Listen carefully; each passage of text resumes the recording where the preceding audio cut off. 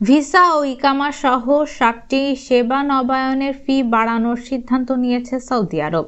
দেশটির স্বরাষ্ট্র মন্ত্রণালয়ের আওতাধীন ব্যবসায়িক প্ল্যাটফর্ম আবেশের বিজনেস বর্ধিত ফি চালু করেছে।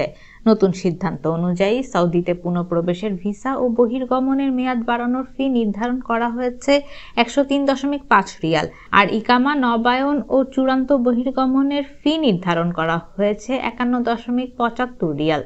কর্মচারীদের বিষয়ে সরকারি কর্তৃপক্ষের কাছে প্রতিবেদন দাখিল ফি 28.75 রিয়াল। এছাড়া পাসপোর্টের তথ্য হালনাগাদ করতে দিতে হবে 69 রিয়াল। আবেশের বিজনেস সম্প্রতি নতুন কয়েকটি সেবা চালু করেছে।